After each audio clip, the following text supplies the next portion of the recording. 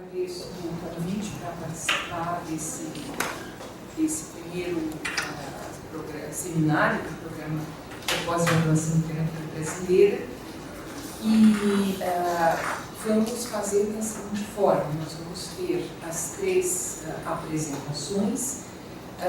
A ordem em que elas vão ocorrer vai ser diferente da que consta no folheto que vocês têm em mãos. Nós optamos por seguir a ordem da cronologia dos trabalhos pesquisados e dessa forma nós vamos começar com a estética romântica no teatro de Gonçalves Dias, Leonor de Mendonça, que é o objeto da pesquisa da Gisele Jane Chiari.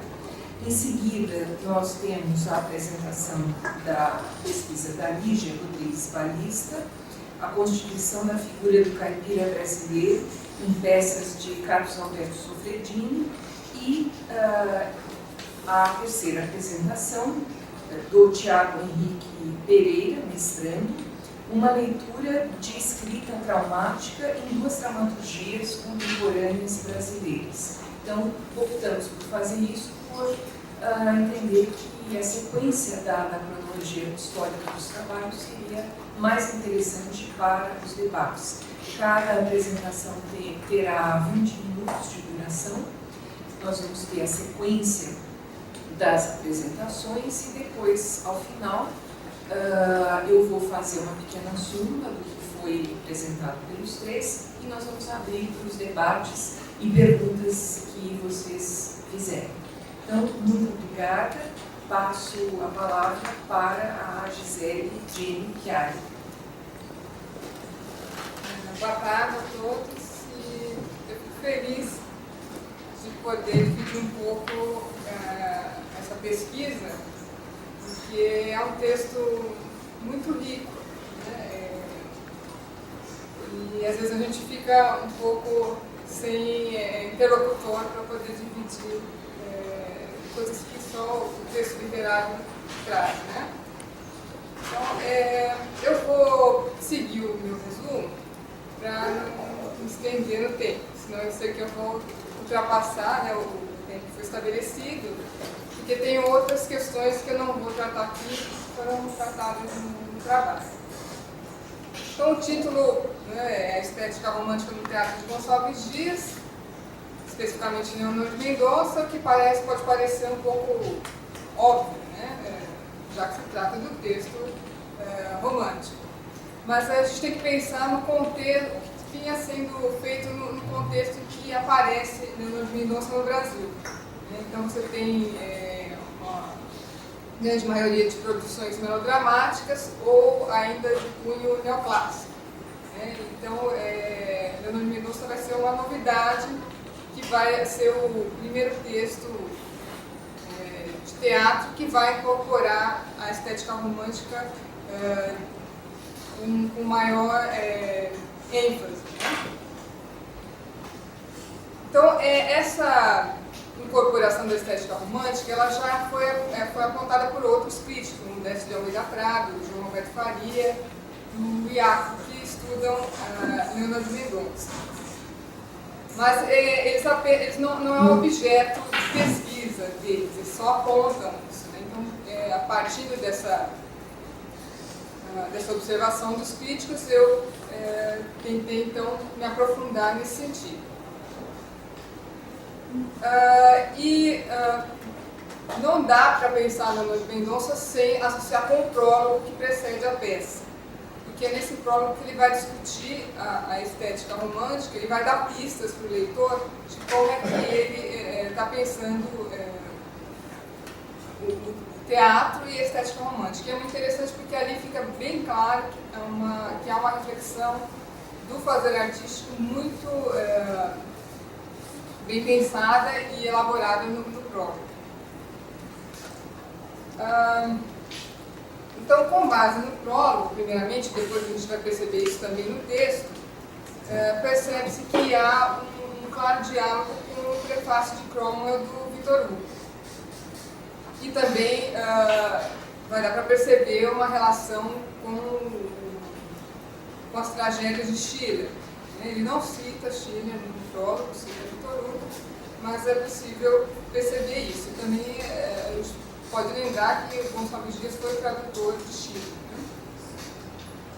Né? Então, no primeiro momento, né, e a crítica vem estabelecendo isso, né, tradicionalmente, Leonardo Mendonça é considerado um drama histórico, porque se baseia num fato histórico. O Gonçalves Dias até cita o capítulo de onde ele se inspirou, que está na história genealógica da Casa Real Portuguesa, que trata da vida de Dom Jaime, né, e não da Leonor de Mendonça, né, que é o foco para o Gonçalves Dias. Mas então, partindo disso, né, o texto foi considerado um drama histórico. Mas, com base, então, na minha pesquisa, eu questiono um pouco isso, porque ali você tem um diálogo intergêneros, eu acredito, porque você tem aspectos do drama histórico, tem aspectos da literatura gótica, tem aspectos do drama burguês e do drama romântico.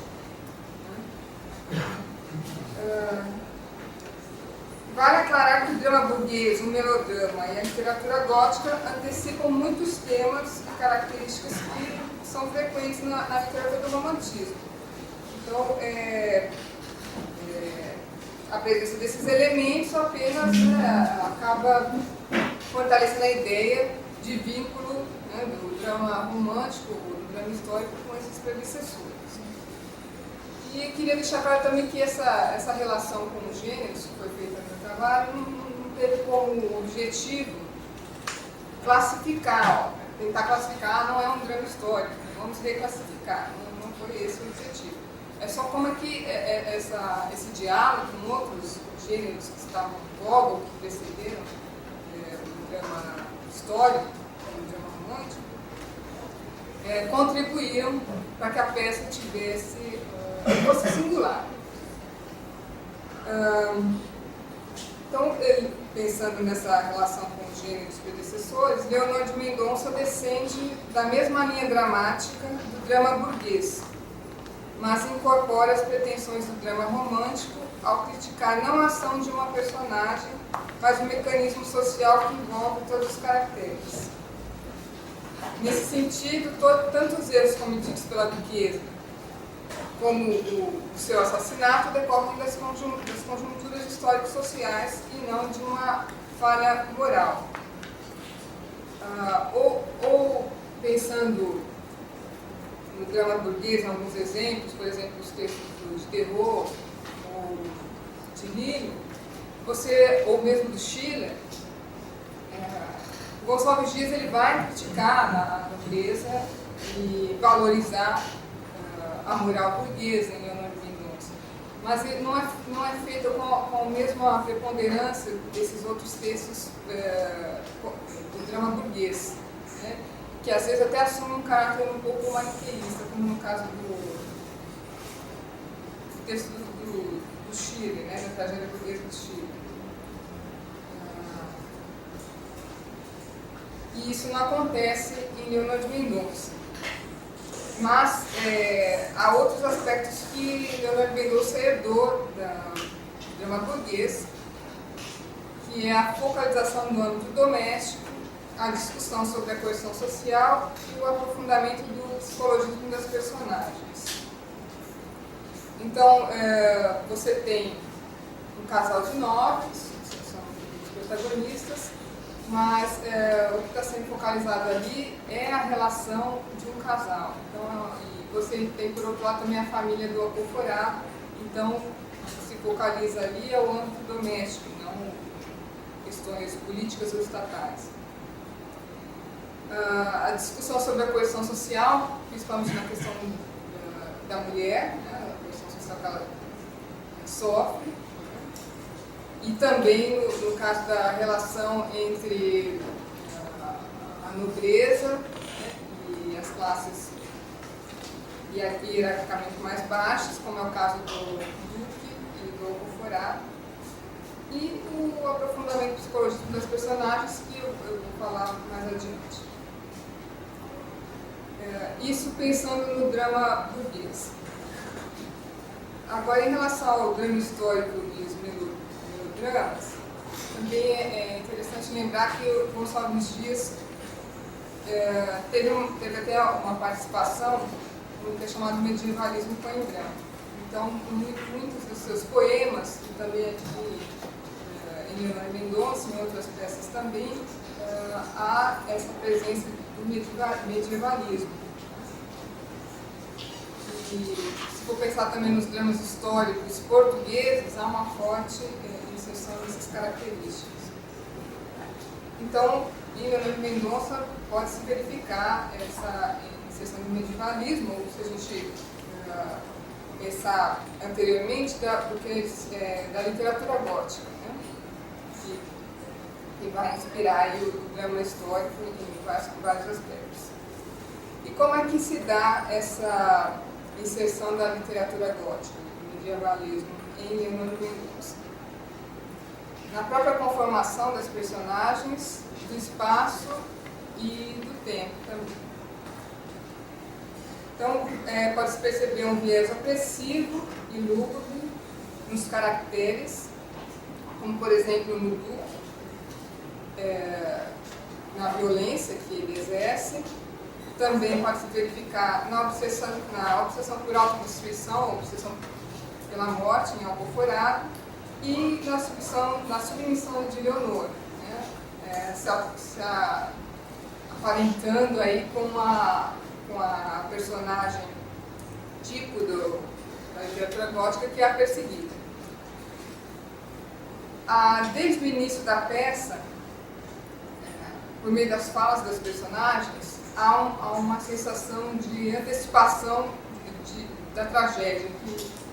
Então você tem uma série de premonições nas falas que vão formando essa atmosfera bastante marcada pela tragédia que virá, né? Logo na primeira fala da peça já é possível perceber isso, na fala até da ama, né, de Leonardo Mendonça, ela já antecipa de alguma forma, não de maneira explícita, né, mas ela vai falar em velas para os mortos, então, e em várias outras falas isso também já é possível perceber que a tragédia vai acontecer. Em relação ao espaço, né, o Palácio Ducal eles estão longe da corte, então de alguma maneira está isolado ali, denotando a ideia de enclausuramento e de impossibilidade de saída, como, né, nos romances góticos. Então, para Leonor e para o Alcoforado, realmente esse espaço vai ser um espaço sem saída, né? E no que tange ao tempo, o encontro, vale lembrar, né, para quem conhece a peça, que o encontro entre a Leonor de Mendonça, né, e o último encontro, e o jovem Alcoforado, acontece à meia-noite no dia de finados, né, inclusive com um som de dobras ao fundo, fazendo essa atmosfera de cunho gótico que eu comentei. Pode-se dizer, então, que o uso dessa ambiência gótica é a maior concessão feita aos clichês melodramáticos na peça do Gonçalves Dias, né, pensando a relação aí com o melodrama. Porque em outros aspectos do melodrama, o Gonçalves Dias evitou, e ele mesmo comenta isso no prólogo, né, que ele teria a opção de fazer uma duquesa culpada, né, ou inocente. Fazendo a opção de Leonor ser inocente, né, ele tentou evitar, então, aí esse aspecto melodramático de lição moral, por exemplo, né. E também evitou, mesmo colocando esses aspectos lúgubres de cunho gótico, ele tentou evitar uma sensibilização exacerbada, não existe isso na peça, né?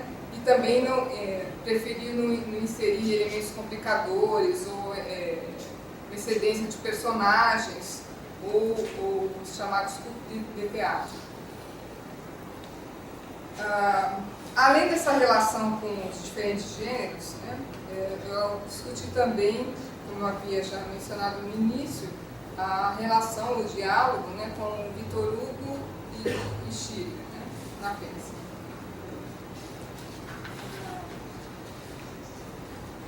Então, para fazer isso, né, eu me vali da leitura de Maria Stuart, de Schiller, né, e da Neuva de Messina, e o Gonçalves Dias, que inclusive traduziu.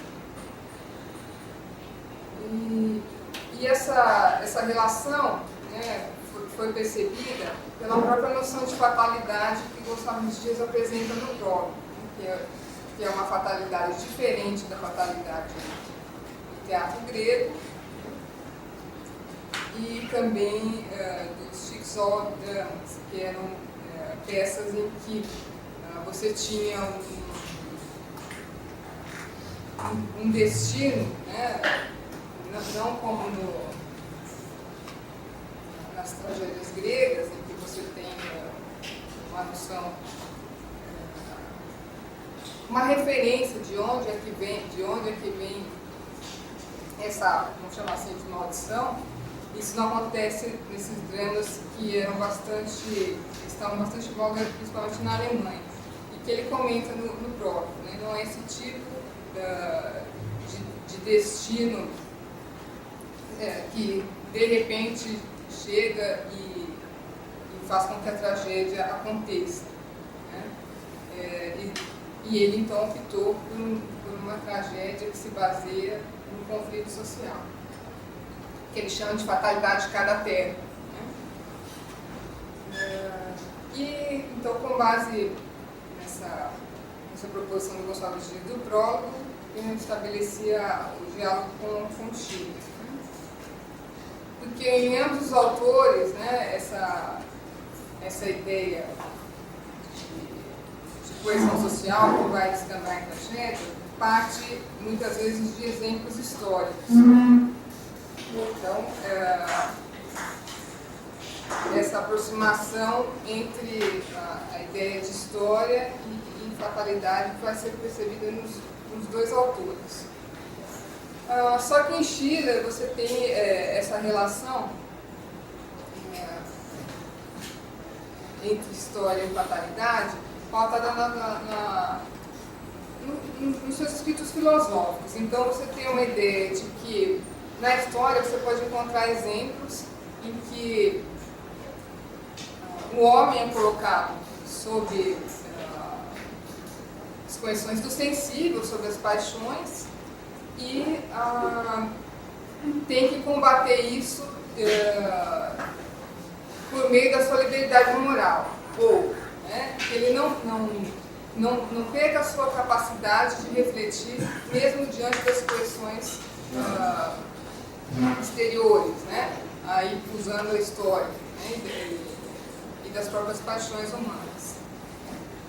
Na peça do Gonçalves Dias, não é isso que ele está enfatizando, né? Não é esse embate, que acaba sendo um embate interior na personagem, né? Conseguir superar, né, esses limites humanos através da reflexão. Tanto que, se compararmos Maria Stuart com Leonor Mendonça, a gente percebe que Maria Stuart, né, parte para o cadafalso, de cabeça erguida, e consciente de que vai morrer e o porquê, né? Embora no contexto ali, né, ela fosse inocente. E Leonor Mendonça não, ela, né, tem amor à vida, não quer morrer, né, então ainda está ligada ao sensível. Então, Gonçalves Dias, ele está dialogando com Schiller, mas não está tomando toda a sua filosofia aí. Mas o diálogo com Schiller é bastante incisivo também, né? Quando toma a história como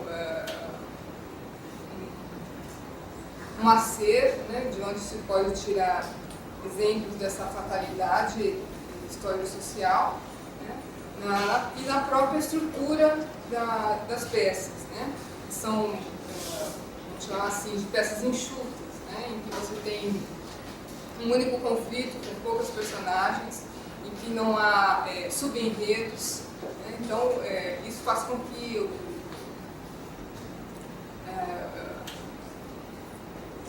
flua melhor, né, a peça. Diferentemente, por exemplo, do Victor Hugo, embora ele dialogue com o Victor Hugo em vários aspectos, principalmente na mostrar essa tensão social que vai aparecer muito nos dramas do Victor Hugo, não existe, no Victor Hugo não existe essa concisão, né, de cunho clássico que existe nas peças do Gonçalves Dias. Então não vai dar tempo de eu falar tudo sobre o Victor Hugo, que o diálogo também é bastante forte. Se você comparar várias peças do Victor Hugo, né, principalmente as temáticas em que as questões sociais são abordadas, a questão do papel da mulher na sociedade, do poder da nobreza, né, e várias outras questões sociais são muito similares, né? Mas Gonçalves Dias conserva, né, uma concisão e um cunho clássico diferente do Victor Hugo. E o Victor Hugo também vai primar por uma vertente mais social do teatro, no sentido de moralizar ou de ensinar, né, o público, que o Gonçalves Dias também evita fazer no prólogo, assim também se aproximando mais do Schiller do que do Victor Hugo. Então, essas são as questões, existem outras questões que foram abordadas no trabalho, mas o que eu queria trazer aqui é essa relação entre os gêneros que existem, essas características que estão presentes de diferentes gêneros na peça, e o diálogo com como é que ele, como é que é o resultado desse diálogo com Victor Hugo e Schiller ao mesmo tempo. Obrigada, Gisele. Passamos agora para a apresentação da Lígia Rodrigues Paulista, a constituição da figura do caipira brasileiro em peças de Carlos Alberto Sofredi.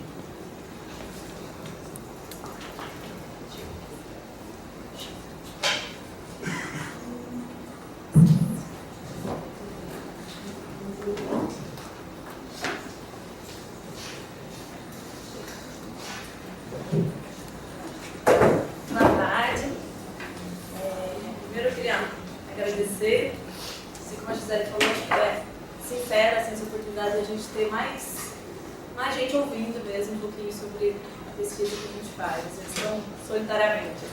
Eu queria agradecer ao pessoal da organização do seminário, ao pessoal do trabalho que dá, juntar e organizar todo mundo, especialmente a professora Maria Silvia Beth, que topou dialogar aqui especificamente com o nosso trabalho. A minha pesquisa, então, é de doutorado, eu estou no início do segundo ano, então eu considero ainda em fase inicial.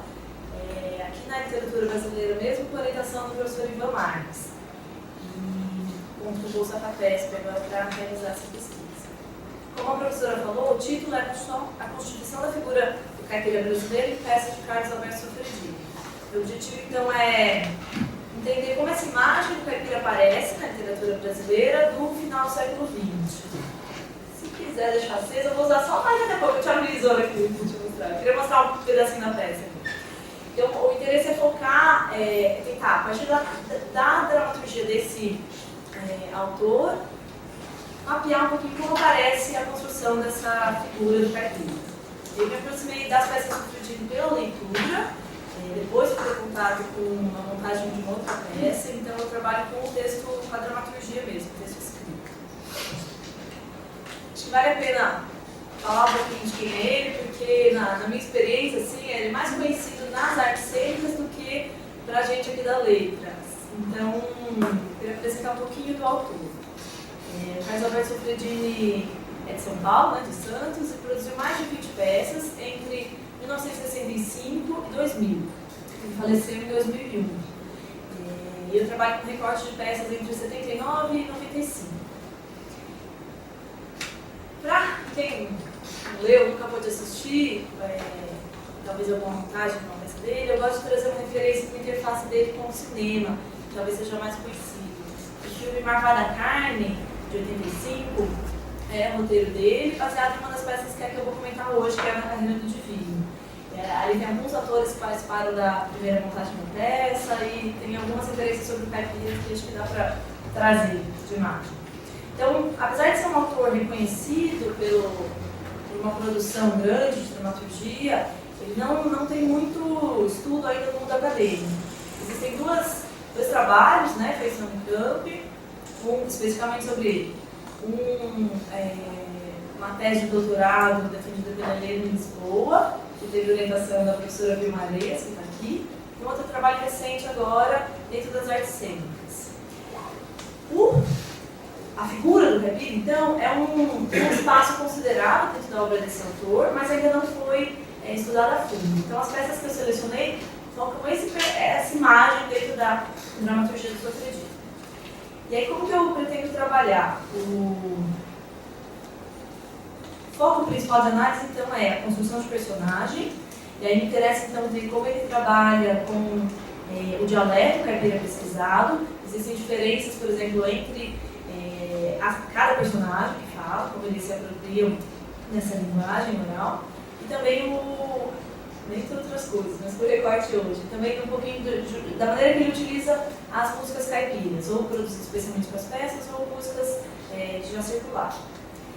Então, um dos interesses meu nesse autor é que um pouquinho como aparece uma crítica social do Brasil aí, mas não focada no grande centro ou na figura do homem urbano, mas sim na cultura do homem rural. O meu corpo de pesquisa, então, se centra em 3 peças. Essa peça Na Carreira do Divino, que eu vou apresentar mais hoje, que é de 79. Outra peça que chama Alto de Natal Caipira, que é de 92. E um texto que se chama A Madrasta, que é de 95. Esse texto nunca foi encenado.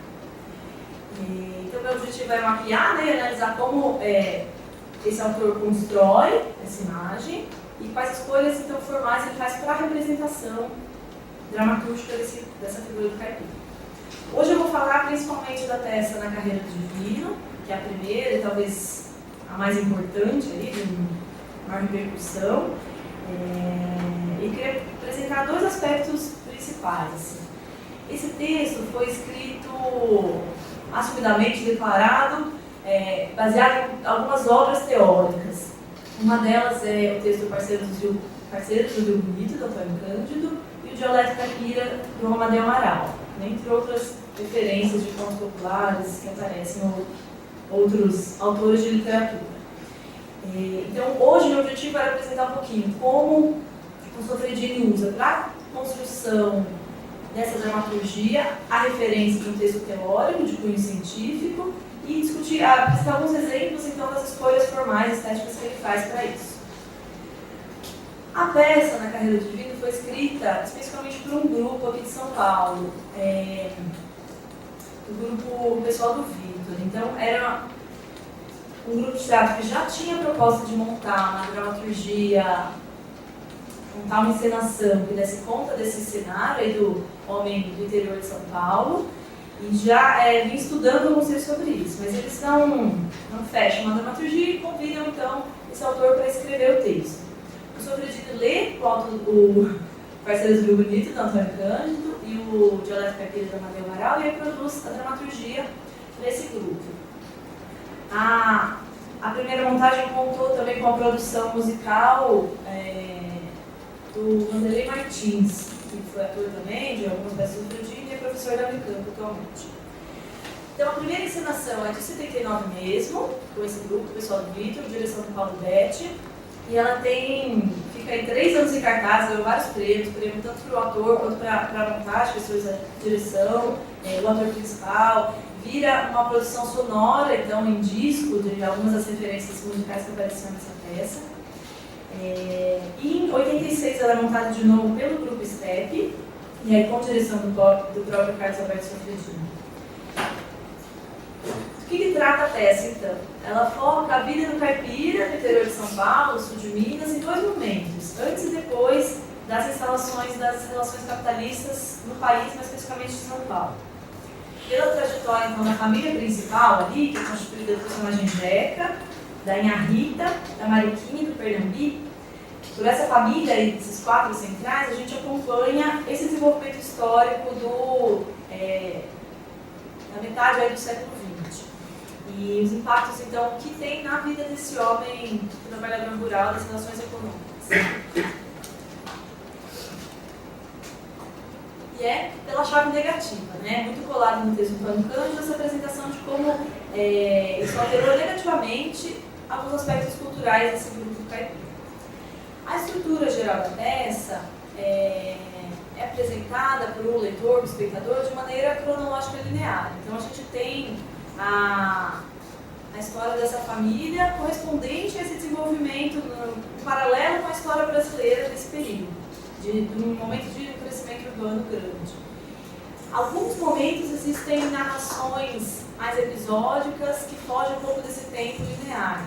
Então, narrações de lendas do folclore brasileiro, como a história do lobisomem, da pisadeira, que é uma bruxa do folclore, a mula sem cabeça, ou cenas que tratam especificamente de alguma coisa na relação daquela família, associada a essa narração mais mítica. Então, o cantar do galo da galinha, uma analogia entre o nascer do ovo da galinha e o nascer do dia, o dia de trabalho deles. Mas essa narração mais folclórica, ela se concentra do início até o meio da peça.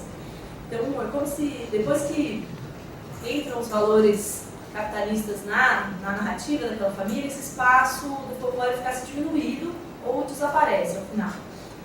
E aí a peça é dividida, então, em 3 partes. Na primeira, a gente tem a construção das fases iniciais da habitação do caipira.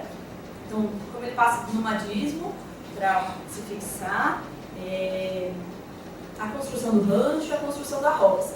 E esses termos que aparecem escritos na peça, tanto no diálogo como às vezes como a orientação que o autor escolheu para a estrutura da peça, são termos dos estudos teóricos do Antônio Cândido. Na segunda parte da peça, a gente tem apresentado mais as relações de trabalho e as relações com o universo urbano, então, de novo com termos que são dos estudos do Antônio Cândido. A relação da caçada, o mutirão de colheita, o regime de parceria que se dá entre esses homens rurais. E na terceira parte, já está consolidado esse novo tipo de relação. Então, as relações, some a relação de parceria e crescem as relações comerciais entre esses homens. E aí tem uma discussão sobre o valor da terra, os bens de consumo e a fome psíquica, também são discussões desse estudo teórico do Antônio Cândido. Me interessa, então, entender como que esse trabalho teórico, né, uma análise crítica social que o Antônio Cândido faz, alguns consideram um estudo de antropologia mesmo, como esse trabalho teórico foi usado para a concepção desse texto dramático. E aí é interessante observar que não é só uma questão temática ou de coleta de informações, mas eu acho que ele estrutura mesmo a peça na carreira de Juju. Acho que não preciso apresentar nada do Antônio Cândido, mas eu queria falar um pouquinho desse livro dele, né, que foi resultado da pesquisa de doutorado nas ciências sociais. Ele vai para uma pesquisa de campo na Fazenda Aliança, final de 40, início de 50, uma época em que o doutorado era feito muito mais antes. E lida com essa pesquisa, então, a vida desses trabalhadores rurais, né? Encontrando, então, alguma condição de pobreza ali, ele tenta avaliar o regime de relações de trabalho deles, então, tem essa discussão sobre o regime de parceria, e avalia como uma cultura à beira de extinção. É um trabalho de fôlego, referência para várias áreas do conhecimento, um trabalho essencial para quem discute, né, essa questão do homem rural. Então ele avalia, por exemplo, questões da formação dessa tradição cultural, maneira de exploração da terra, a unidade de agrupamento, o conceito de bairro que ele traz para discutir essa relação da parceria entre aqueles homens, a própria poesia do Cururu. O interesse inicial dele é nessa estrutura poética da catira do Cururu. Ele vai pesquisar essa dança cantada dos homens no interior de São Paulo. E pesquisa também, isso aparece muito na peça, as referências, vou comentar menos hoje, mas as referências à alimentação, então a dieta dessa população. na relação com o tempo livre deles e o tempo de lazer. Então, lendo os parceiros do Bill Guide, fica evidente o aproveitamento que o Sofredini faz para a estruturação da peça. E eu vou destacar algumas coisas. Mas, claro, talvez seja o dos personagens. Né? A família central do Jeca, a família do Jeca, é baseada diretamente nesses relatos, que o Antônio Cândido Poli discute, mas também os outros personagens. Então, os vizinhos, que vai ser com quem estabelece essa relação, primeiro de parceria, depois mais comercial. Mas também um vendedor que aparece, um comerciante turco que aparece na história, também está nos estudos do Antônio Cândido, dentre outros. Né?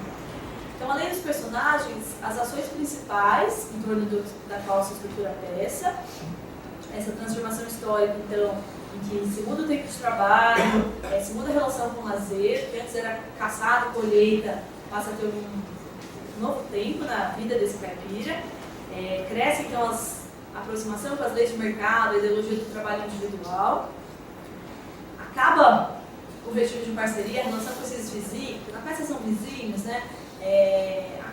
Se altera esse regime de parceria para uma relação mais comercial. Os vizinhos passam a ser os donos da vendinha ali, que vão explorar, inclusive, comercialmente a família do Jeca. Na relação com o universo urbano também, pelo personagem esse personagem comerciante turco que aparece, ele vende, além de produtos que não são originários ali da roça, produtos de plástico ou bens de consumo que antes não eram uma referência, passam a ser vistos como necessidade, tipo despertador, a hora do dia, a hora de trabalho era marcada pelo sol e aí entra o relógio ali na história. Então, além de trazer esses produtos para vender, esse comerciante traz também informações da cidade. Então, e ele tem as marcas do dialeto, uma linguagem outra aí que aparece também muito bem, boas escolhas, digamos assim, para as falas desse personagem. E aí é ele que traz muita informação da cidade. Os personagens perguntam, então, principalmente a filha, se é verdade que na cidade as pessoas moram tudo pertinho, empilhado em cima do outro. Pergunta um pouco sobre as relações com o mar e outras condições da vida no centro urbano. Água encanada, esgoto encanado, eletricidade. Então, além dessa estrutura principal das ações, o Sofredini aproveita as estruturas de canção ou da estrutura poética que o Antônio Cândido estuda. O cururu mesmo, a estrutura da catira, aparece em algumas cenas, assim, que são em verso, indicada que deveriam ser cantadas nesses padrões de métrica e de rima. Aliás, o título mesmo, Na Carreira do Divino, vem dessa referência. Na carreira D é uma indicação de uma estrutura de rima. Aí, divino deveria se rimar com esse final hino, existem modas de viola, por exemplo, na carreira do ó, na carreira do navio, que muda essa referência da rima. Então, além de pensar a família central, eu queria apresentar aqui alguns exemplos dessas escolhas estéticas que ele faz. A cena de abertura da peça, ela se dá quase como um quadro separado, então, do centro do drama que vai se desenvolver depois. Parece, na boca de alguém, que a gente não sabe quem é, uma apresentação. Essa história vai ser contada de alguém então, que já sabe quem são os personagens e meio o futuro deles. Ele se apresenta então dizendo que vai contar na carreira do divino, com essas rimas, a história desse povo que vem de longe, lida com a terra, não sabe para onde está indo, parece que está fugindo. E aí, desde esse primeiro quadro, já tem algumas referências à própria estrutura do teatro. Ele indica, então, ele sabe que tem um público ali, que eles estão contando uma história, e faz referência, por exemplo, aos 3 sinais. Já bateu o 3º sino, nós daqui fica contando, vocês daí ficam ouvindo. Então, essa estrutura da encenação aparece nesse primeiro quadro. Aí, o que eu queria mostrar agora, pode pegar a página 2 ou 3 aí, onde começa o texto mesmo. A primeira cena da peça começa com um quadro, isso, obrigada. Que não dá pra gente deixar de pensar no quadro do Almeida Júnior, o Caipira Picando Fumo. Tem essa indicação da música de viola, os personagens masculinos aí no primeiro plano, né? Pitando aí, e as personagens femininas no plano seguinte. Abaixa um pouquinho pra mim. Mas o que eu queria destacar é a aparição dessa voz. Isso, obrigada. Pode subir um pouco mais daqui. Dessa voz do Monteiro Lobato. Então, uma das referências com quem ele dialoga é o Jacatatu do Monteiro Lobato. E a primeira aparição que tem. Pode descer mais um pouco, por favor. A primeira referência do Monteiro Lobato, que não é personagem, tá ótimo, essa voz que aparece em off. Então, uma voz fria, eletrônica, aparece em alguns momentos da peça. Ela se intercala com as ações do personagem, dos personagens todos ali. Nessa primeira aparição, eles não interagem com ela. Então, a gente tem aqui a referência ao Vera Prada, do Monteiro Lobato, e, a princípio, então, né, com esses termos aí que aparecem, Ernesto parasita da terra, inadaptável à civilização. E, na sequência, vai ter uns 2 momentos em que uma das personagens interage com essa voz. Baixa para mim, por favor, a próxima página. Na verdade, acho que pode ser. Pode passar.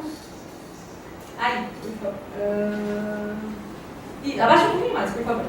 Aí tem de novo essa referência à voz do Monteiro Lobato, mas agora a personagem da filha, Mariquinha, interage com isso. Ela pergunta para a mãe quem é esse homem, por que ele está falando aquilo, né? Elas falam do Monteiro Lobato. E aí, na próxima cena, ela vai responder a uma dessas referências. Então a gente tem aí 2 recursos, né? A personagem, nessa situação, ela como personagem mesmo, responde essa fala externa que vem. Nessa utilização, então, é uma escolha do Sofredini utilizar esse recurso épico para tratar da aparição dessa figura teórica do Monteiro Lobato. Então, vem uma informação didática exterior ao texto, mas vem um comentário crítico feito pela personagem. Mais adiante, em outros momentos da peça, não é a personagem, mas sim a indicação do ator ou da atriz que responde a isso. E não só do Monteiro Lobato. Aparece uma referência a um viajante inglês, e aparece o próprio Antônio Cândido, uma referência ao texto do Parceiros do Rio Bonito, aí já em outra chave, um tom mais positivo de apresentação dessa interferência teórica externa. Então, inclusive, uma das coisas que a Eliane Lisboa discute na tese dela sobre essas referências de distanciamento, né, que o Sofredini usa. Em outros textos isso aparece mais da forma tipicamente brechtiana ou nessa relação como aqui com o próprio personagem interagindo. Outro aspecto que aparece também de recurso de comentário na peça é o uso das músicas. Então, nessa situação inicial que está construída a casa, aparece uma referência a uma canção já existente que responde aí um pouco a essa voz do Monteiro Lobato que está criticando o formato ali da habitação. Então, aquela canção, não troco meu ranchinho amarradinho de cipó por uma casa na cidade. Vem essa música externa para apresentar já um comentário à situação. Eliane Lisboa, inclusive, discute como isso aproxima esse trabalho do teatro musical do Arena da Oficina na década de 60. Eu vou pular aqui o terceiro item que eu ia falar, que é o personagem do cidadão. Esse personagem chama cidadão com letra maiúscula, no trecho da peça que chamou Capital. Ali aparecem algumas discussões sobre termos como inflação, lei da oferta e da procura e tudo mais. E esse personagem também aparece às vezes com a indicação de uma relação com o público, ou o ator explicando alguma coisa não para o Jeca, mas para a gente, como esse distanciamento do próprio ator. Para concluir, então, eu queria apontar algumas coisas para onde estou encaminhando essa leitura. Acho que o Sofredini não tem uma construção idealizada do caipira, então, apesar de seguir, ser muito colado no trabalho do Cândido, né, que aponta tem talvez um tom de tristeza de como essa cultura sofre com as transformações sociais, não são personagens idealizados que são criados ali. Então, por exemplo, no sentido assim, de romantizados ou personagens fortes. Então, por exemplo, eles são cheios de contradições, cheios de marcas de violência entre eles. A mãe manda o filho calar a boca toda hora, existe violência física e verbal ali entre aquela família. É uma construção muito machista ali daquele grupo também. Mas a oposição acho que aparece principalmente em relação a essa figura do Lobato que ficou paradigmática para a literatura. Mas outras referências são importantes para mim, assim, que são estudar, pensar um pouco essa relação com o que se falou antes do caipira, além do Monteiro Lobato. Então, discutir um pouquinho sobre o Aldomiro Silveira, o próprio Cornélio Pires e outras referências do teatro, né, especificamente, como textos do Jorge Andrade ou um texto que chama Caipirinha, né, do comecinho do século. Obrigada. Obrigada, Lígia. Passamos agora para a apresentação do Tiago Henrique, uma leitura traumática em 2 dramaturgias contemporâneas brasileiras. Bom, me ater aqui para mim tentar otimizar aqui o tempo. Então, como o próprio título diz, eu quero propor aqui uma leitura de escrita traumática a partir de duas dramaturgias contemporâneas brasileiras, sendo elas Agreste, do Nilton Moreno, que é um autor recifense, e BR3, do Bernardo Carvalho. Eu queria só então, propor uma leitura assim, de panorama dessas duas dramaturgias. Existe um texto que analisa o Agreste, do Nilton Moreno, de um dramaturgo chamado Antônio Rogério, e ele vai propor a expressão dramaturgia desejante. Dramaturgia desejante, que no texto Agreste vai representar ali um texto que traz uma ideia de transitividade, de um devir criativo, que é um texto que tem uma carga lírica muito grande. Então essa transitividade no sentido de que é um texto dramático, uma dramaturgia, que vai encontrar a sua efetividade quando ela fruir em direção ao diretor, ao ator, ao público. É uma poética que vai se construir ali na comunhão. Eu gosto dessa ideia, dessa dramaturgia desejante, e acho que ela também é válida para o BR3, que é um texto do Bernardo Carvalho, que, diferente do Agreste, não é um texto que foi editorado, é um texto que foi feito junto do Teatro da Vertigem, que é a peça que se passa no Rio Tietê. Então eu acho que, mas a ideia de desejante eu acho que também vale, só que no caso do BR3 eu acho que isso reforça um texto que já está ali no limite dessa afirmação partilhada, dessa criação partilhada. É um texto que já nasce de uma relação que não se separa muito bem o que é autoria, o que é palavra escrita, o que é palavra encenada. Então é uma poética que já nasce partilhada. Então acho que eu gosto dessa ideia, dessa dramaturgia desejante para traçar assim, esse panorama desses dois textos. Que eu acho que o desejante aí ele vem então justamente para sinalizar essa autonomia de escritura. Textos que têm ali a ideia de teatralidade na base mesmo do texto. Teatralidade não só como um recurso do evento espetacular, mas a teatralidade fomentando aí essa, digamos, qualidade performática, né, desses textos. Então é a partir dessa ideia, desse panorama desses dois textos, que eu acredito são muito representativos assim, do que a gente está produzindo, através desse devir de transitividade, eu queria propor essa leitura, que é uma coisa meio especular, no sentido de que os dois textos também vão tratar de um devir errante. Então, textos que têm ali no seu contexto teórico essa ideia de uma transitividade, um devir criativo, que no âmbito da ficção vão explorar ali esse devir errante. No sentido de que o Agreste, como o próprio texto diz, perfura o Brasil mais fundo, e o texto faz isso através de uma estrutura de contação, e através do homem sertanejo.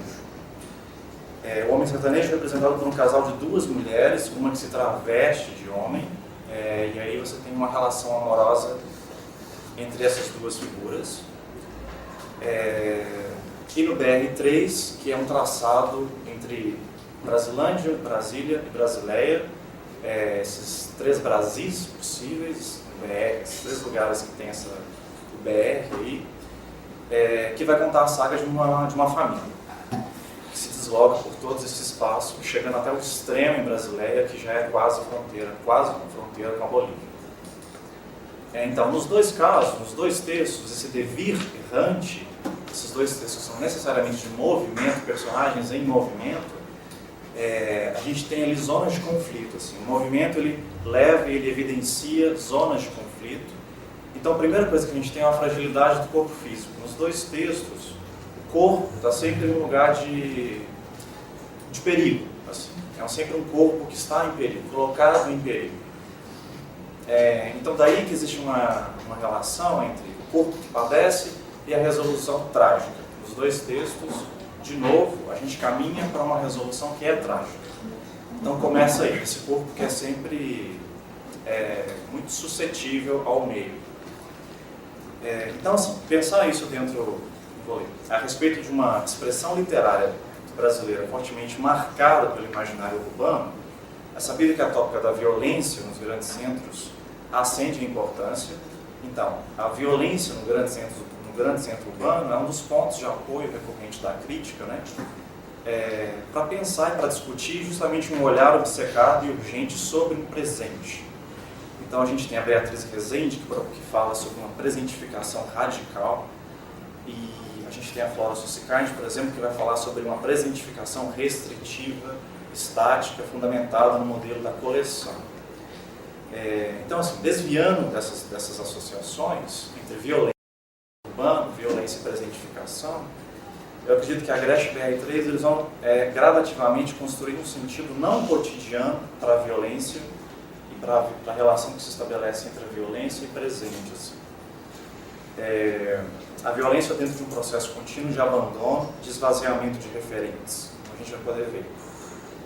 Então, assim, ao mesmo tempo, paralelo aos atos de violência, que frequentemente concluem a morte, os dois textos são concluídos pela morte, os protagonistas cedem ao meio.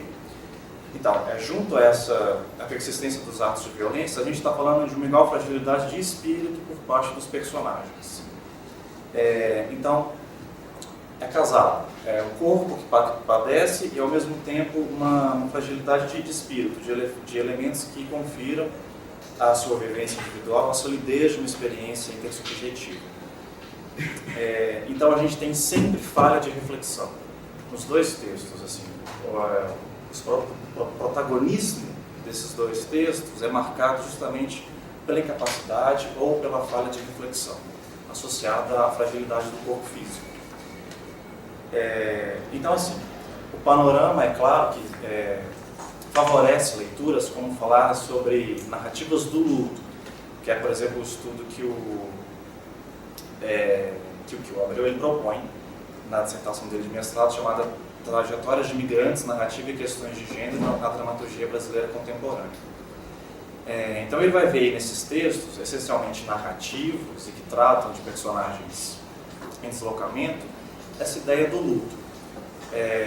O luto que para ele surge aí como uma alegoria de país. O que eu quero propor, assim, a partir do Paul Ricoeur, ele faz uma leitura, ele pega a leitura do Freud sobre luto, sobre os comportamentos de luto, ou seja, a aflição da perda e a reconciliação com o objeto perdido. O Ricoeur propõe isso no sentido não psicanalítico do indivíduo, mas no sentido coletivo.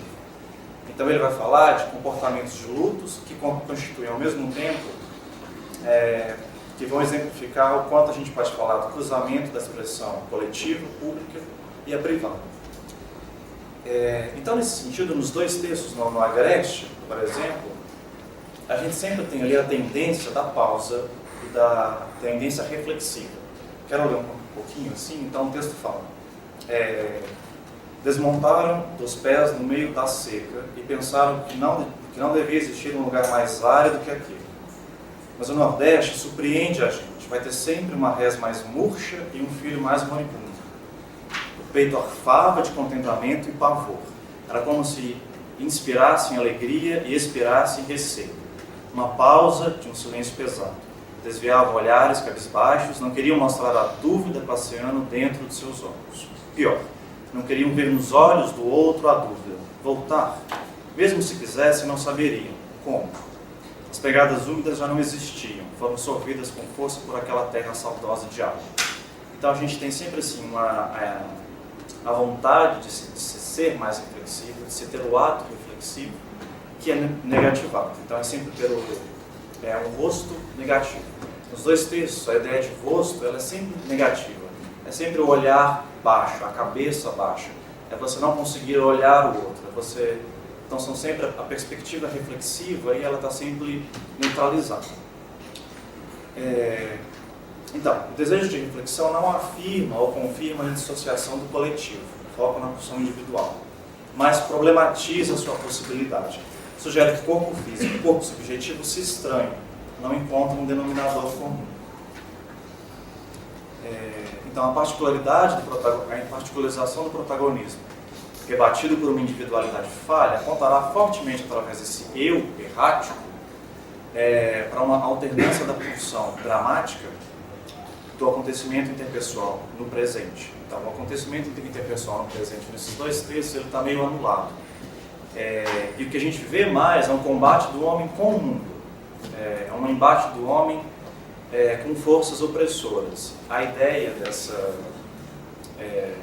do texto dramático sendo impulsionado pela troca intersubjetiva, nesses dois casos ela está mais rebaixada. E a gente tem mais um campo simbólico operando com mais força. Então, assim, a gente tem a ideia da violência extremada, a Gretchen caminha.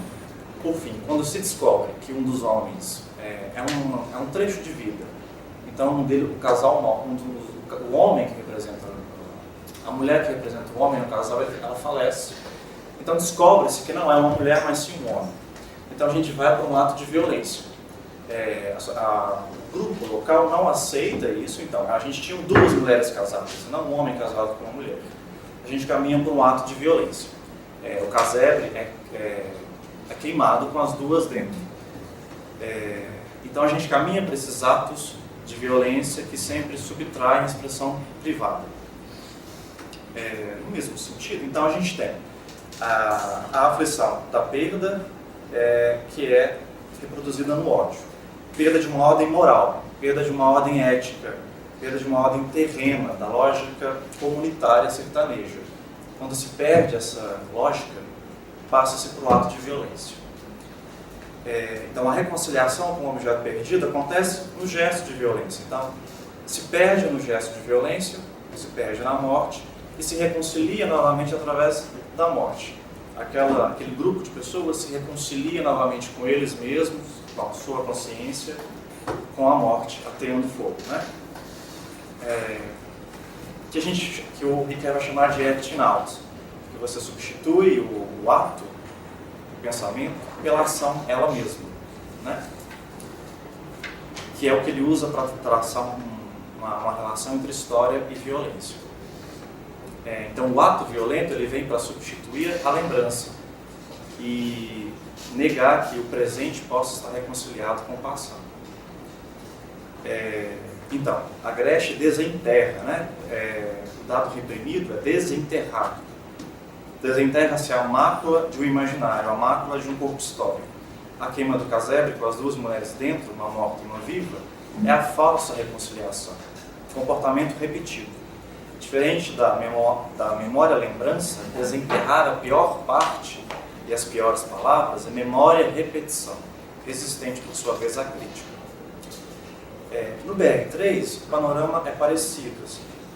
Jonas tem toda a sua sábia, ele é empurrado dentro de uma estrutura narrativa de longa extensão, e ele acaba entrando numa epopeia invencionária. Ele precisa inventar um personagem para si, inventar um nome para si e, por fim, inventar uma religião.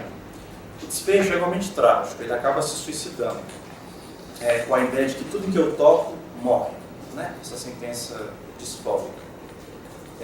Então, o corpo enforcado numa jangada segue no rio num sábado de aleluia, é o desfecho do personagem. E ele é confundido com o boneco de Judas. E ele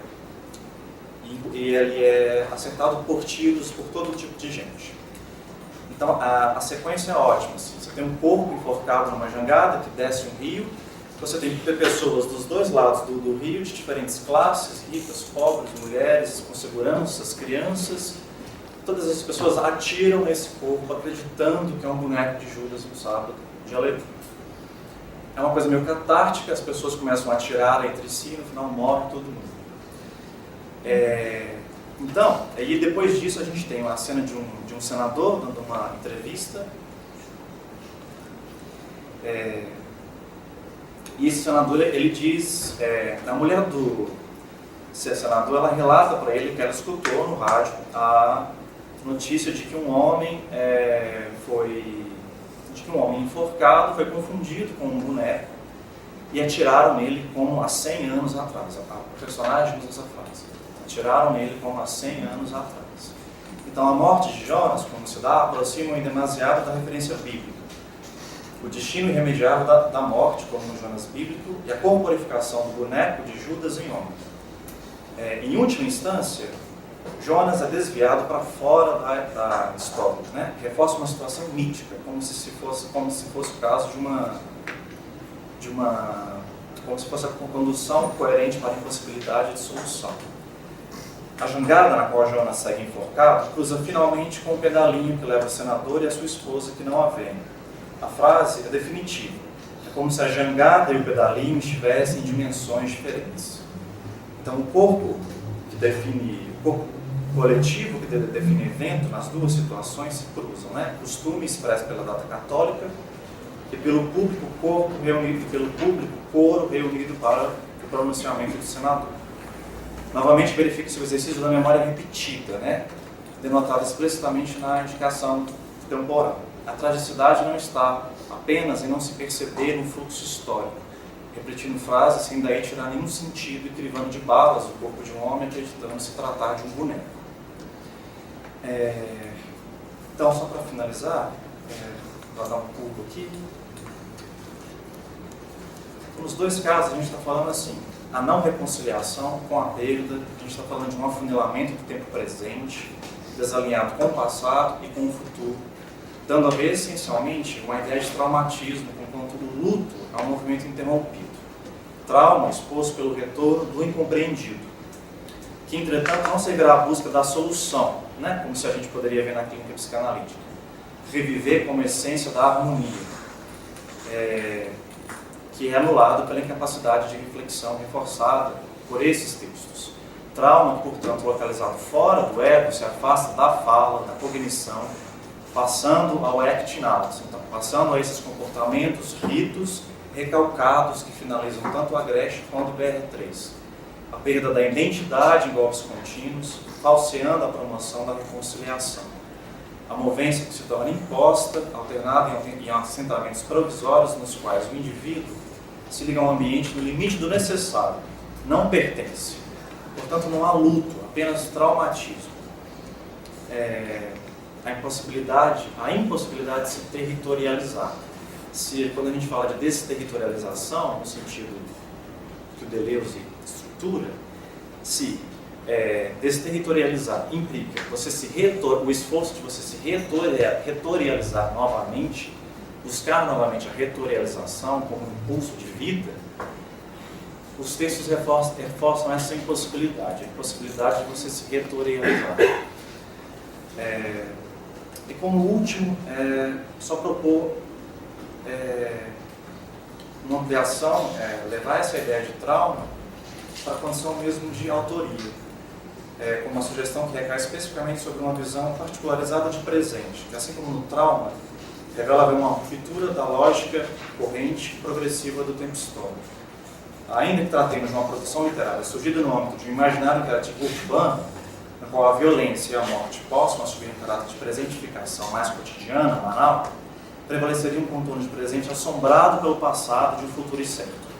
Em alguma medida, formas também de escrita sugerindo impossibilidade de pertencimento, sugerindo impossibilidade de territorialização. Obrigada, Tiago. Eu não sei se dentro do tempo que nos resta, seria o caso de nós abrirmos diretamente para o debate, ou se eu posso fazer uma súmula, acho que sim. Eu não quero que o debate seja atropelado por essa súmula. De qualquer maneira, na ordem que os trabalhos foram apresentados, me parece que eles constroem um painel de linhas de análise e de investigação em teatro e dramaturgia. Então, para ganhar um pouquinho de tempo, eu vou ler a súmula que eu fiz e depois abrir para que vocês façam as perguntas. As pesquisas apresentadas nesta mesa colocaram em foco trabalhos que, em sua diversidade histórica e estilística, constituem uma espécie de painel de algumas estruturas formais, expedientes figurativos e simbólicos empregados pelo teatro brasileiro em diferentes contextos e com diferentes perspectivas de criação.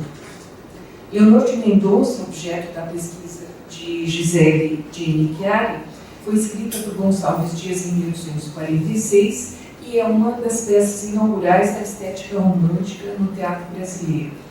Na Carreira do Divino, de Carlos Alberto Sofredini, foco da pesquisa de Lígia Rodrigues Balista, foi escrita em 1979 a pedido de um grupo teatral paulista, pessoal do Victor, com o intuito de colocar em cena as raízes da cultura popular caipira, denominador comum entre seus integrantes. Agreste, estudado por Tiago Henrique Fernandes Pereira, foi criado pelo dramaturgo pernambucano Milton Moreno em 2004 e apresenta uma estrutura que associa a oralidade narrativa e uma partitura física, no caso da encenação inspirada nas técnicas da dança-teatro, para figurar em cena o desenraizamento e a errância dos dois protagonistas. BR3, também objeto da pesquisa de Tiago Henrique, foi dramaturgizada pelo escritor paulista Bernardo Carvalho num projeto colaborativo desenvolvido pelo Grupo Paulista Teatro da Vertigem entre 2003 e 2005. A peça apresentava em cena material ficcional desenvolvido durante viagem empreendida pelos atores e dramaturgistas, como o Tiago explicou, aos 3 diferentes BRs: Brasília, capital do país; Brasileia, cidade do estado do Acre; e Brasilândia, bairro periférico de São Paulo. No espetáculo, o público era conduzido em uma embarcação fluvial ao longo das águas do rio Tietê, entre a ponte do Piqueri e o chamado Cebolão. E a maioria das cenas era apresentada em barcos à sua volta ou nas próprias margens do rio. BR3 fornece a Tiago Henrique matéria dramatúrgica igualmente ligada ao tema da desterritorialização e da herança. A pesquisa de Gisele coloca em foco as transformações formais que se apresentam na peça de Gonçalves Dias. Sua análise examina no texto a superação do engendramento ficcional bem acabado do melodrama, a incorporação de padrões compositivos associados ao teatro de Hugo, de Shakespeare também, e a complexidade de caracterização dos personagens, tanto sob o ponto de vista de sua estrutura moral como de sua psicologia. O projeto de Lígia examina como se dá a figuração dramatúrgica do caipira e da cultura popular regional no interior de São Paulo em uma peça cujas fontes remetem tanto à pesquisa empírica e local, realizada pelo grupo e por Sofredini, voltados às raízes sertanejas da peça, como ao ensaio de Antônio Cândido e às obras ficcionais de Monteiro Lobato e de Cornélio Pires. No trabalho de Tiago Henrique, por sua vez, a análise verticaliza-se a partir da investigação dos processos ficcionais, por meio dos quais é figurado o despertencimento, o direcionamento rumo ao desconhecido.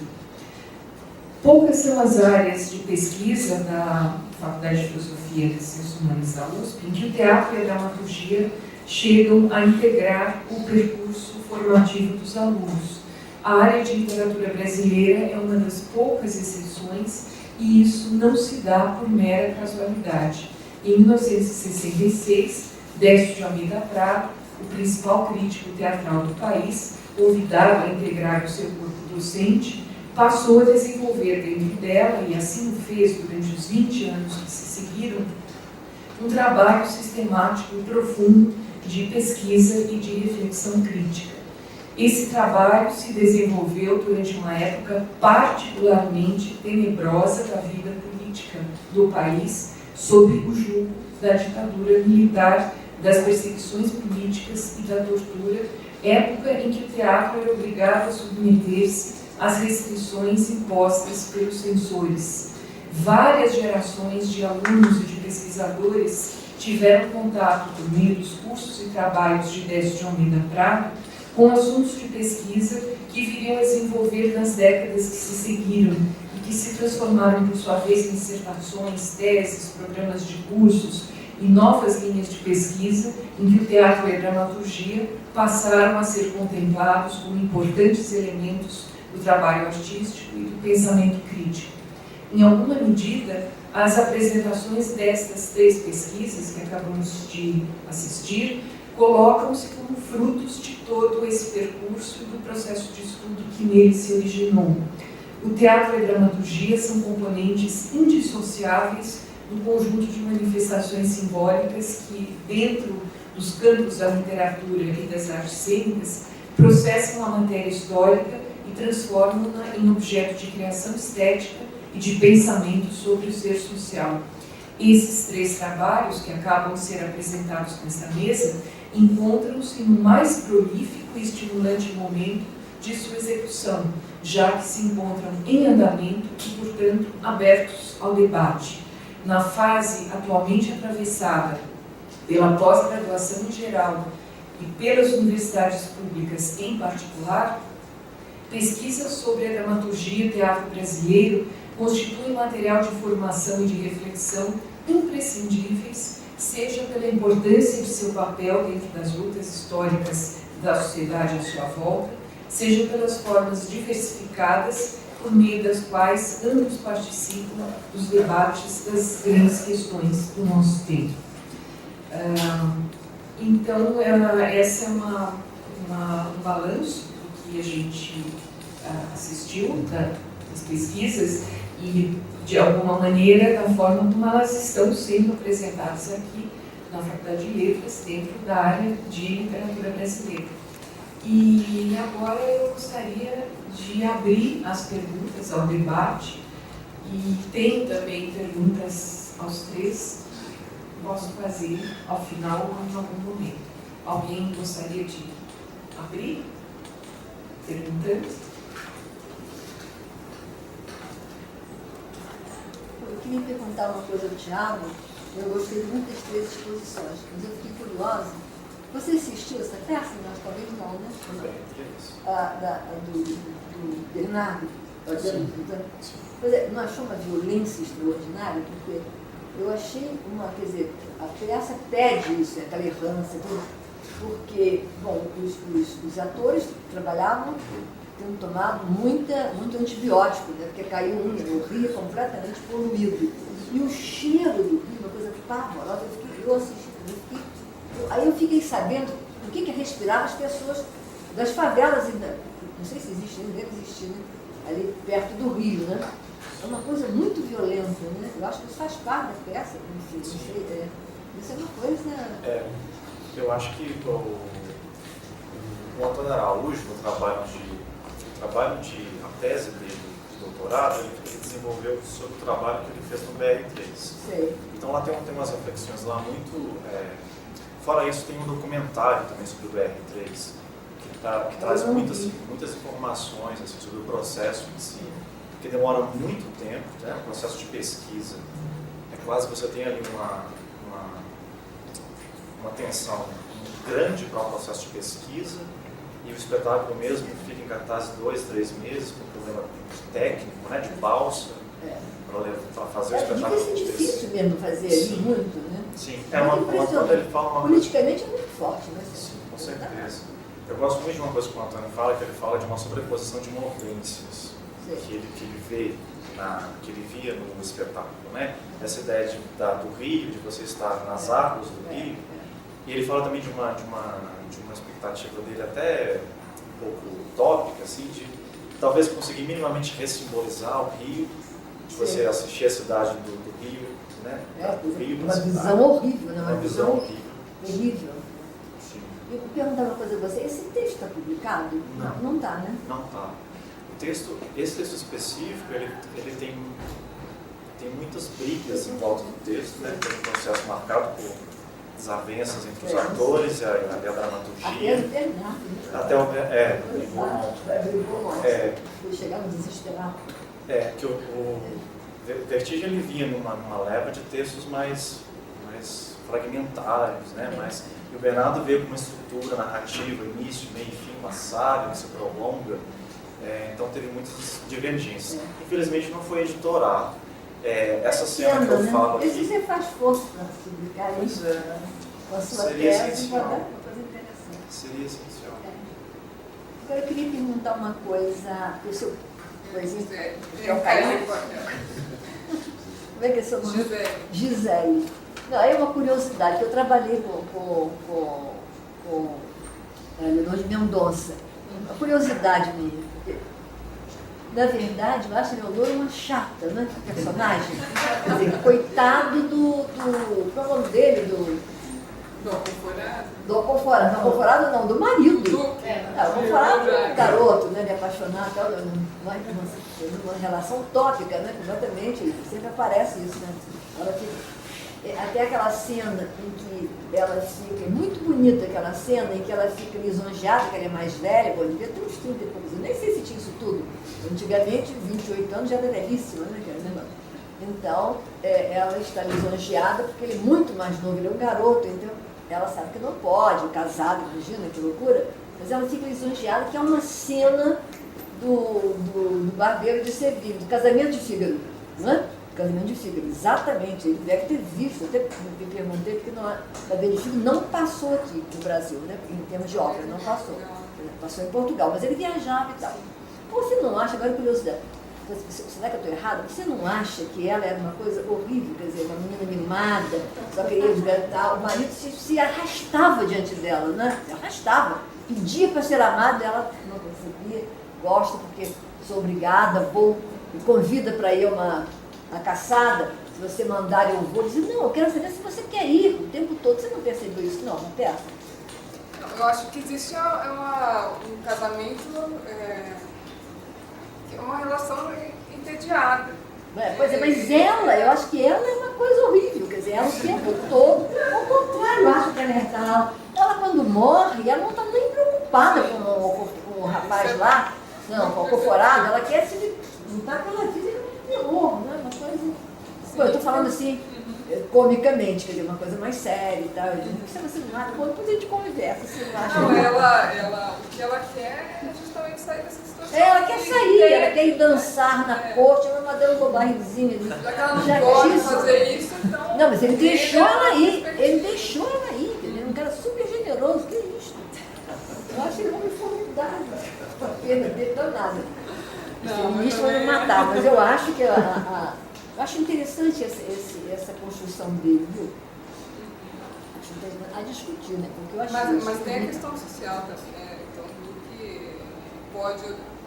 Eu acho que ele age assim, né, com humanidade, mas ela é submissa.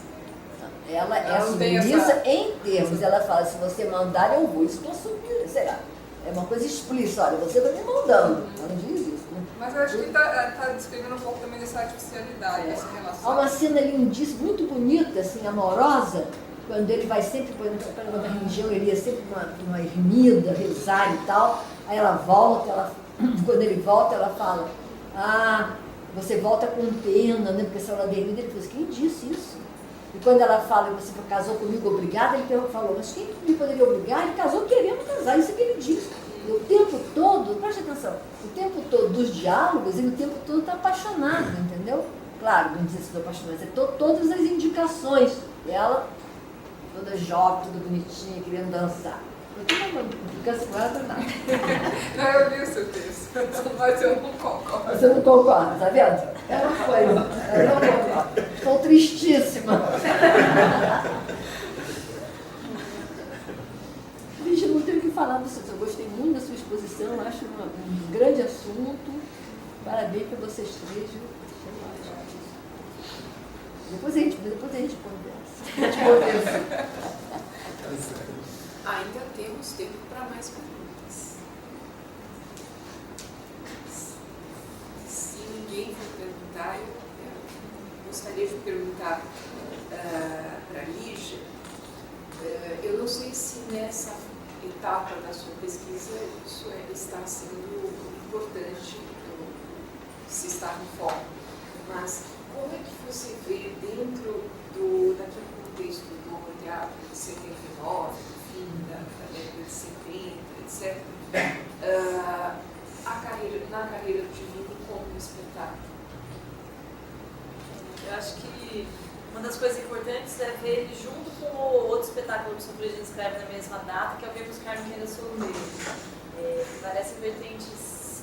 Tem elementos, acho que, de cultura popular entre eles que dialogam, mas são escolhas um pouco caminhos diferentes, assim. Acho que se tem o contexto ali de produção, de ter sido feito por encomenda, assim, não encomenda, né, mas quase uma resolução que o grupo não estava conseguindo, né, com discussõezinhas. Mas aí eu acho que ele vai um pouco na contramão temática, na contramão não temática, talvez, de algumas outras referências, né. Então essa é uma das questões, dos nós que eu tenho, eu acho, no trabalho.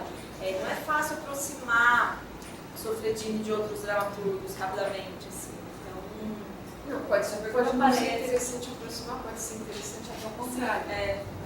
Então, por exemplo, existe referência, acho que o Plínio Marcos, que também era de Santos, mas tem uma outra escolha, acho, do que focar na dramaturgia, das formas de fazer isso. Assim. E no caso do pessoal do Victor, O pessoal do Victor, acho que tem, do que eu estou estudando, assim, desse contexto, das escolhas ali, acho que tinha essa referência pessoal deles, muito diferente do Soffredini, quando eles chamam, né, como escolha do dramaturgo para fazer a escrita ali da peça, ele se diz que aquilo não era a linguagem dele. Então, ficou, de certa forma, uma peça que teve um sucesso grande, ficou uma referência importante no trabalho dele. Existe um pouco essa discussão, ele é um autor de textos caipiras também, mas até então não era. Mas era uma referência, acho que, pessoal, para aquelas pessoas, né, da região de Sorocaba, outros lugares, assim. E ele se diz, minha linguagem é urbana e é litoral, não é do interior.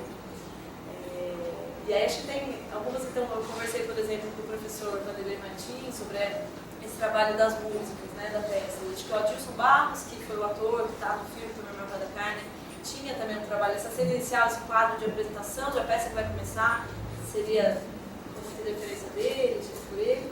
Acho que passa um pouco pelas escolhas daquelas pessoas, que ficaram um pouco, né, marcadas também. As gravações, acho que das cenas da Eliane Jardim, cantando Santo Casamenteiro e outras canções, acho que marcou um pouco esse grupo. Mas depois eles brigam, logo depois, né? O grupo não segue com força. Mas, assim, acho que é uma das etapas que eu preciso refinar agora mais, pensar um pouco mais nesse contexto, né, de 70, de 80 depois, que a produção segue para... A sensação que eu tenho é que o grupo estava assumidamente se colocando numa espécie de contramão em relação a uma série de coisas. Acho que esse é um dado interessante, porque se pega o histórico dos grupos desse período, fim da década de 70, etc., mas eles estavam numa vertente que tinha uma grande demanda de trabalho, de criação, de pesquisa, de reflexão. E depois isso não tem continuidade, mas o momento que você estuda é o ápice disso. Acho muito interessante. Também o trabalho da Eliane Lisboa, que foi o primeiro excelente, e uma defesa assistida pelo Soffredini. Ele assistiu A Carreira Divina não foi daqueles projetos do SESI, de teatro popular? Não. Estava nesse contexto? Não. Foi uma coisa... Porque tinha um contexto desse também, né? Forte, de peças teatrais montadas em torno do SESI. Mas que pelo que eu me lembro, acho que era a banda do grupo mesmo. O histórico dos atores remete à EAD, né? Paulo Pet, etc. Só que... E a ideia foi em Piracicaba. Eu fui em cartaz mais de ano. Uns 3 anos.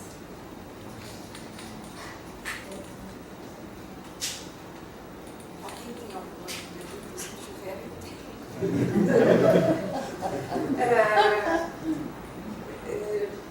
Gisele, eu achei interessante a sua observação quando você comenta que o Leonor de Mendonça se coloca na mesma linha do drama burguês, mas já incorporando as pretensões do drama romântico, etc.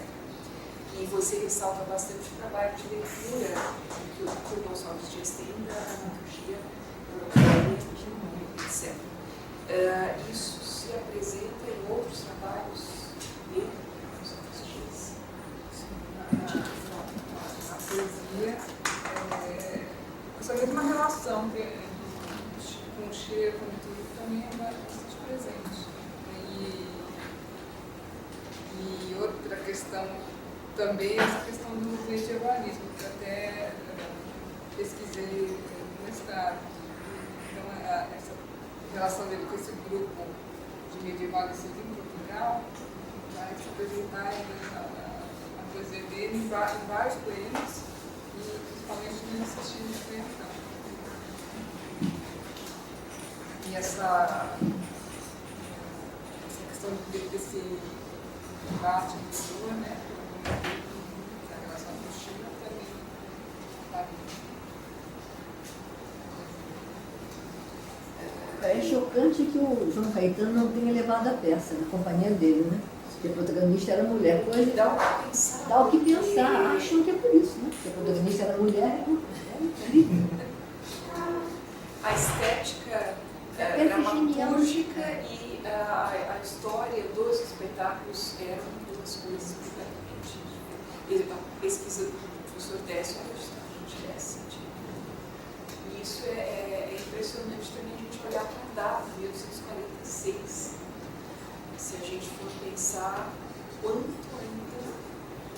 quantas transformações ainda estavam por vir, até isso chegar na cena. Porque isso não vai para dentro da estética sempre que se via nos palcos. Dá tempo de fazer uma pergunta. Tiago, eu fiquei curiosa com o seguinte, quando eu li o seu resumo expandido, você fala sobre a questão da herança, da exterritorialização, e esse impacto da matéria social representada, acho que desse impacto na cena, na partitura cena dos dois espetáculos,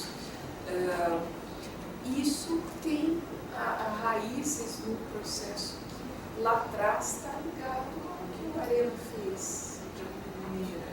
Quer dizer, de tentar mergulhar naquela matéria histórica, social do bruto, com uma perspectiva de pesquisa formal diferente, etc.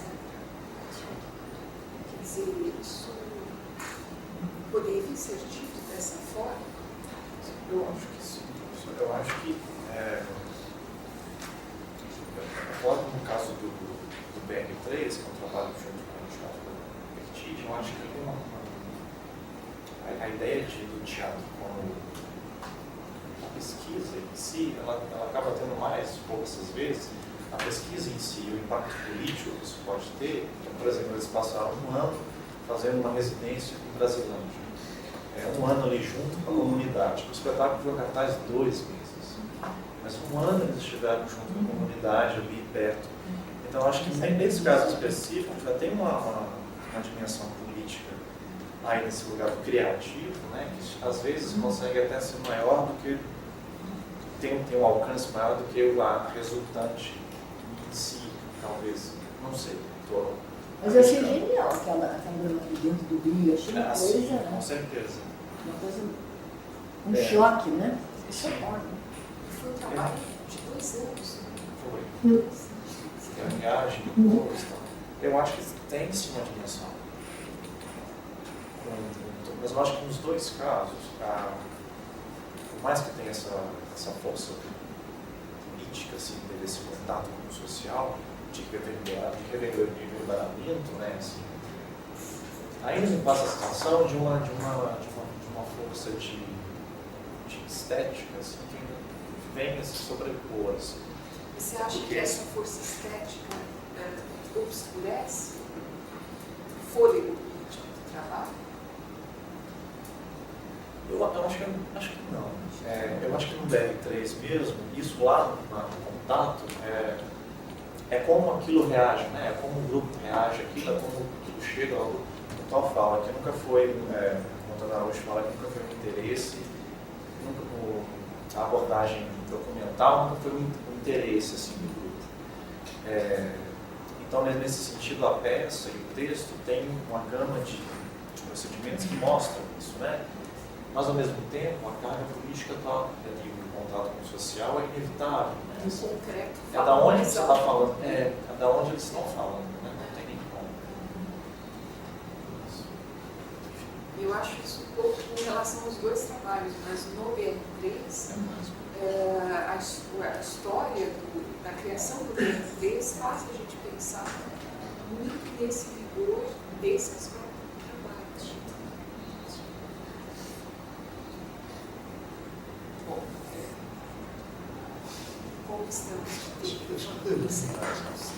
Bom, queria agradecer a todos, principalmente aos pesquisadores, pós-doutorandos que apresentaram e generosamente compartilharam as suas pesquisas, e cumprimentar os organizadores, Ivan e os professores da área pela iniciativa. Muito obrigada.